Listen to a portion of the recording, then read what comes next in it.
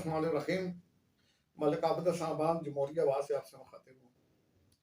सामने इकराम, इसराइल और फ़लस्तीन की जंग जो है वो इस वक्त जारी है और इस समय कहा जा रहा है कि 1100 से ज़ायद इसराइली हलाक हो चुके हैं और 2200 से ज़ायद फ़लस्तीनी जो है वो शहीद हो चुके हैं। उसके अलावा कहा जाता है कि 12,000 से ज़ायद फ़लस्तीनी बच्चे, बूढ़े, औरतें जो कि ज़ख्मी हैं या इंजर्ड हुए हैं।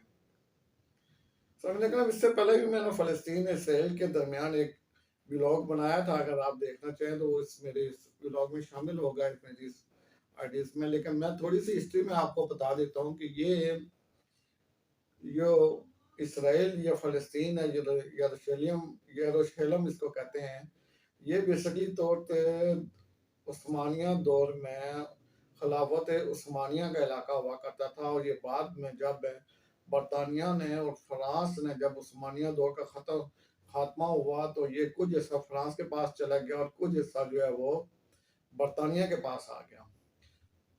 तो ये जो फ़लस्तीन का जो इलाका था, यरूशलेम का जो इलाका था, इसराइल जिसको कहते हैं, ये सारे का सारा इलाका जो है ये बरतानिया के अंडर था और यहीं से जो है यहूदियों ने अपनी बस्ती बनाना शुरू की।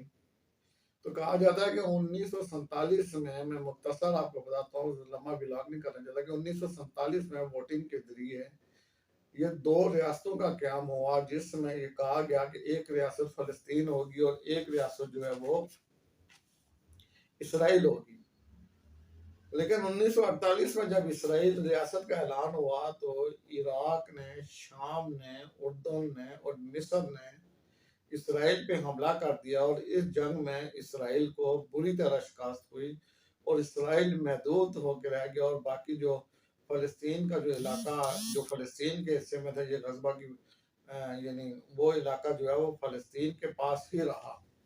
लेकिन 1960 में जो है दोबारा जंग हुई और इसराइल ने शाम, मिस्र और उर्दन पे हमला किया और इस तरह मिस्र, शाम और उर्दन को शिकस्त हुई।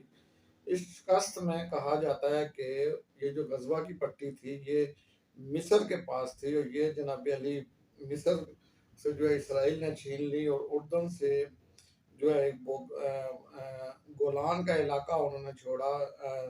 गोलान का इलाका था जो उन्होंने उर्दन से, अपना शाम से छीना और उर्दन से यरूशलेम, जिसको मस्जिद अक्सा कहा जाते हैं, और हैं एक इलाका है जिसे गर्ब उर्दन कहा जाता है।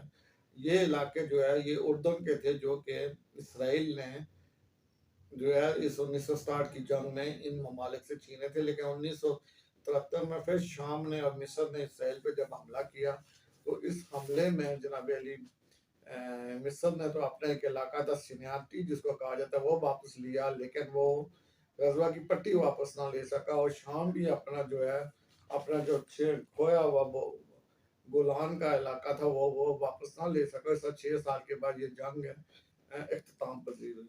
उसके बाद छोटी मोटी जंगें ये होती रही हैं। अब कई जंगें हुई हैं, 1982 में भी हुई, फिर बाद में 1986 में भी हुई, फिर बाद में 2006 में, 2010 में, 2016 में और 2022 में भी थोड़ी बहुत झड़पें हुई थी। लेकिन ये जो प्रॉपर जंग जिसको कहते हैं वो जिस 1948 की थी या 1960 की थी या 1973 की जो जंग थी, उससे बड़ी जंग जो है अब फ़लस्तीन यानी हमास की और इसराइल की जो है वो जारी है, जिसमें कहा जाता है कि हमास ने इसराइल के काबिज़ इलाकों पे हमला करके 3000 से ज़ायद रॉकेट दागे, जिसके बाद हमास के अस्कर बंदों ने गाड़ियों पे, मोटरसाइकिलों पे, पैराग्लाइड्स पे और कश्तियों के ज़रिए गज़वा की पट्टी और यरूशलेम में उन्होंने कब्जा कर लिया और इस तरह इसराइल ने अब वो अपनी बमबारी करके, कहा जाता है कि फास्फोरस भी उसका इस्तेमाल किया करके उसने गज़बा की पट्टी पे खून रेजी की है, जिसमें 12,000 से ज़ायद जो है लोग ज़ख्मी हैं और कहा जाता है कि 2200 से ज़ायद फ़लस्तीनी जो है वो शहीद हो चुके हैं।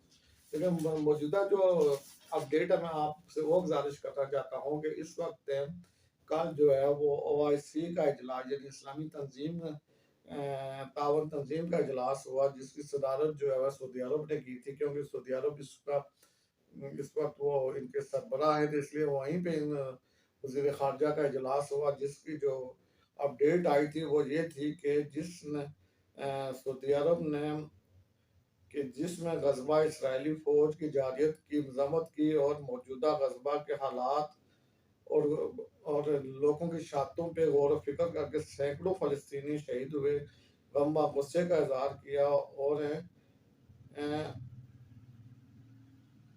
और ओआईसी ने इसराइल को बैनुल अक़वामी करारदादों को नज़रअंदाज करने का ज़िम्मेदार ठहराया। ओआईसी ने अक़वाम मुत्तहिदा से इसराइल को जारियत बंद करने की अपील की। ओआईसी में कहा गया कि अक़वाम मुत्तहिदा फ़लस्तीन को आज़ाद रियासत मशरिक़ी अल-मुक़द्दस को फ़लस्तीन का दारुल हुकूमत बनाने की करारदाद को मंजूर करे और ओआईसी ने कहा कि अरब अमन फार्मूले को बैनुल अक़वामी करारदादों के मुताबिक मंजूर किया जाए। दूसरी तरफ मेरे भाइयों, तैयब उर्दगान ने एक बड़ा ज़बरदस्त बयान दिया। उसने कहा कि मशरिक़ी बस्ती में सब की नज़रें अमेरिका पर हैं। तैयब उर्दगान ने अमेरिका के रवैये पर तनकीद की। उन्होंने कहा कि अमेरिका बहरी जहाज़ इसराइल में क्या करने आ रहा है।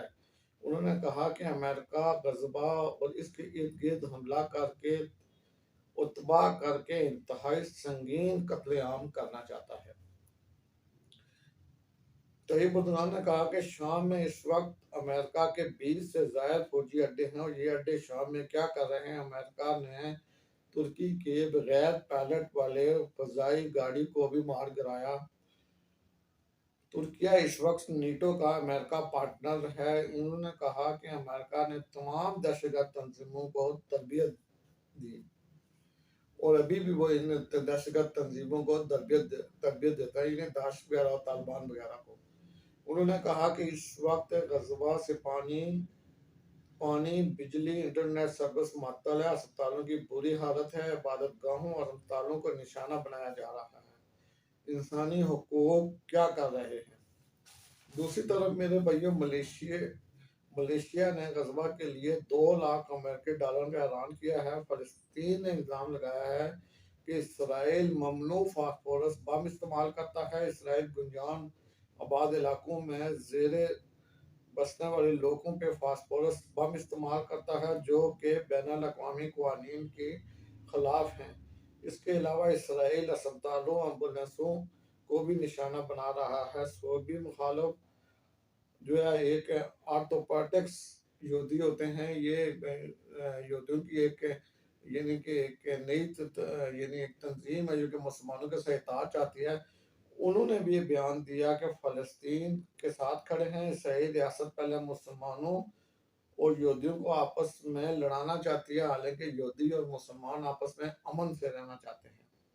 तो मेरे भाइयों, ये मौजूदा जो दौर जो जा रहा है जिसमें कि इसराइल जो है वो इस वक्त फ़लस्तीन पे फास्फोरस बम गिरा रहा है और बस्तियों पे जो है वो बम गिरा रहे हैं, एम्बुलेंसों पे भी हमला कर रहे हैं और अस्पतालों पे भी हमला कर रहे हैं। जो स्कूलों में जो फ़लस्तीनियों ने पनाह ली हुई है उन स्कूलों पे भी हमला कर रहे हैं। यानी जंगी जराइम के सब मुखालफत करते हुए इसराइल ये बात भी कह रहा है कि हम पे कोई बैनुल अक़वामी कानून लागू नहीं होता, इसलिए कि उसके सरपरस्ती जो है वो अमेरिका और यूरोप कर रहे हैं। इस्लामी ममालिक में सिर्फ तुर्की, ईरान, मलेशिया और कुछ ममालिक ऐसे हैं जिन्होंने पुरज़ोर मज़ामत की, असम्बली की और उन्होंने बाकायदा इसराइल को धमकी भी दी है कि अगर इसराइल अपने इन कारनामों से बाज ना आया तो फिर इसराइल को सफ़ाए हस्ती से मिटा देंगे। लेकिन दूसरी तरफ मिस्र ने गज़बा की पट्टी पे जो बॉर्डर था उसे सील कर दिया है कि कोई फ़लस्तीनी जो है वो मिस्र में इंटर ना हो। तो दूसरी तरफ हज़बुल्लाह ने भी मेरे भाइयों इसराइल पे हमले शुरू कर दिए हैं। तो इस जंग जो है इस वक्त तक जो रिजल्ट आ रहा है या जो बताया जा रहा है कि हमास और अब्दुल्ला ने इसराइल की ईंट से ईंट बजा के रख दी है और इसराइल का वो जो कहा जाता है कि इसके पास जो सिस्टम था, जो इसके पास जो तो वो सारे का सारा बॉर्डर जो है वो रेत की दीवार साबित हुआ। तो अल्लाह ताला मुसलमानों को इत्तेहाद दे, इत्तेफाक दे और वो अल्लाह में फतह नसीब करे। मैं रोज़ बरोज़ आपको फ़लस्तीन की जो है न्यूज़ आपसे गुज़ारिश करता चाहूँगा, इजाज़त चाहूँगा। अल्लाह मेरा आप सबका हामी और नसर हो।